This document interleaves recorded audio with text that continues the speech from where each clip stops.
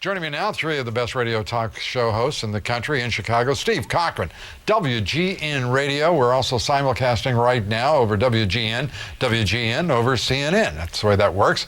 Steve, good to see you.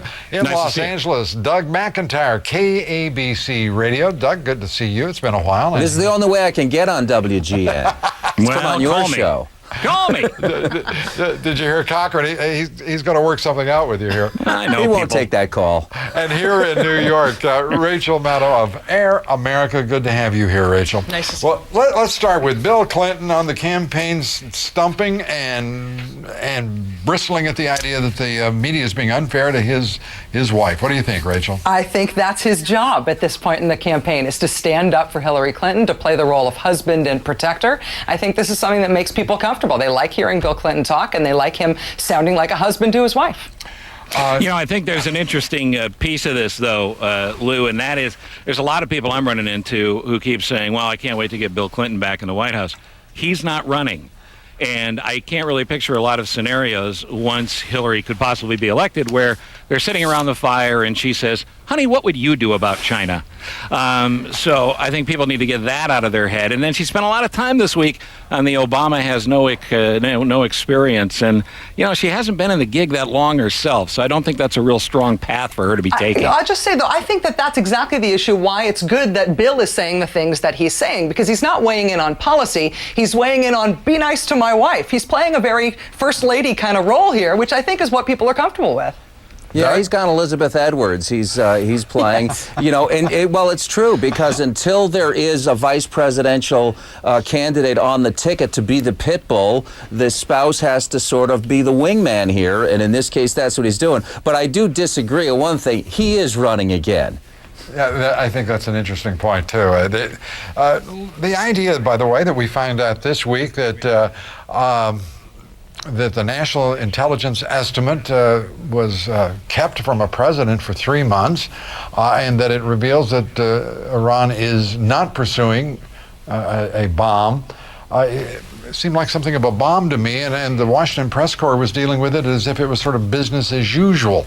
Your thoughts, Rachel? I was shocked that President Bush did not address that huge looming issue today in the press conference. He walked away looking, I think, upset and concerned and like he didn't quite know how to answer the question. But, I mean, in the Washington Post this morning, it says the Bush administration officials were all briefed last summer on the fact that Iran doesn't have a nuclear program. Bush didn't learn until Tuesday? What kind of administration is that? Doug, do you believe that the president didn't really ask when advised this summer in August that there were some new developments on the intelligence and on Iran's... Lou, I don't even know how to respond to these stories anymore. To me, this is a vindication of Vladimir Putin. Have we come to this? The caption for this time in my time capsule is we're living in the age of post-truth.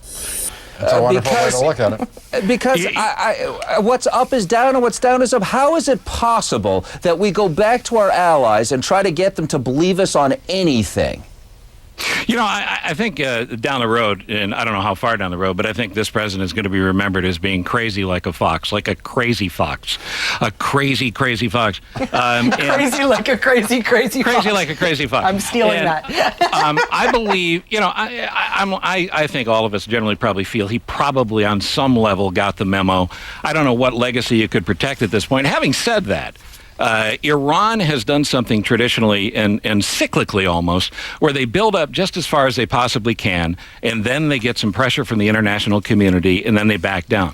Well, those sort of gains don't go away, and at some point they will be nuclear ready. That in no way makes you go, okay, let's invade. But you know what? We can't, we shouldn't, and we won't, but we do have to take them seriously, and it would be nice to have China and Russia and the rest of the international community put some pressure on Iran as well. I believe this week, folks, does demonstrate one thing, that any American who takes their government seriously on intelligence estimates or their president seriously without a major consideration solidly based in outright skepticism is committing an absolute negligent act as a citizen. This government is not really to be dangerous. It's crazy. Paul Wolfowitz is back working on weapons of mass time. destruction again. And No, listen, the that's CIA did not see the collapse of the Soviet Union coming. The CIA called in coordinates during the Kosovo War for an airstrike, and they hit the Chinese embassy that was on a tourist map. Now, this is real serious business. We're told over and over again, and I believe this, that the war on terror is real. There are people conspiring to kill Americans and kill the West. But we have to have actual intelligence that's processed intelligently. And I don't know what to say. I can't read satellite photos. I see Colin Powell before the UN and believe him, and none of this stuff turns out to be Doug, true. the reality is that we used to say that military and intelligence were constituted an oxymoron. The Bush administration and intelligence is the ultimate oxymoron in this post-truth age, as you put it. Well, but you back this up all the way to 9/11. Look, I've been fired for a lot of reasons, most of them legitimate, but nobody got fired for 9/11. That's right. We gave medals to people. There was a Medal of Freedom involved. The worst day in our country's history. Arguably the worst day. I don't know that anybody even got it on their permanent record. So this is the great underreported story among the candidates. How come they're not talking about this? Well, How come they're not talking about what they're going to do when they get the gig about fixing it? There's one, I think, really important thing about the NIE. It says that Iran stopped its nuclear weapons program 4 years or so ago when it was exposed that they had a secret program. In other words, inspections worked. The old, boring, apolitical system that's been so derided is what caused them to stop. For the White House now to be ignoring this is, I think it's bordering on insane. Well, I don't know where you'd find that border with this administration, frankly. One of the insanities has been the prosecution of 2 former Border Patrol agents, Ramos and Campion, a day in appellate court, and it looks like a good day. I'm going to take that up with Doug McIntyre, who's been following that story very carefully, and we'll be right back. Steve Cochran has to leave us to continue his radio show. We're going to be right back with Doug and Rachel. Steve Cochran, we thank you for being with us, and it is always great to see you. Great seeing you last week in Chicago, partner. Thank you, sir. Thank you. We're back with Doug McIntyre and Rachel Maddow. Let's, Doug, Ramos and Campion, it looks like a very favorable beginning, at least in the oral arguments before the appellate court yesterday. Yeah, Judge Jolly, what a perfect name as we go into the Christmas and holiday season. It looks like is very interested in hearing more about this case, as are millions of Americans, because here's a situation where the prosecution, Johnny Sutton, offered immunity to a drug dealer and then let him plead the Fifth Amendment. I thought part of immunity deals are that you get testimony. So how can you send 2 guys to jail for more than a decade without allowing them to cross-examine their accuser?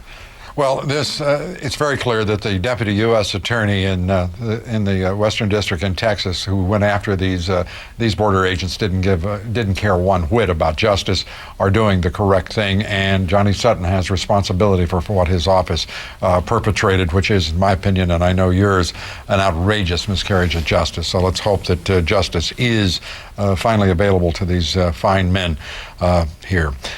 Rachel, Romney is going to attempt, apparently, the Kennedy speech this Thursday. What do you think the odds are that he can pull it off? Well, he's announced that he's going to give his big religion speech. He's another Massachusetts attractive politician with great hair from a minority faith running for president. He's got to give his religion speech. He's trying to lower the expectations so that people think he's not trying to follow in JFK's footsteps, but he is.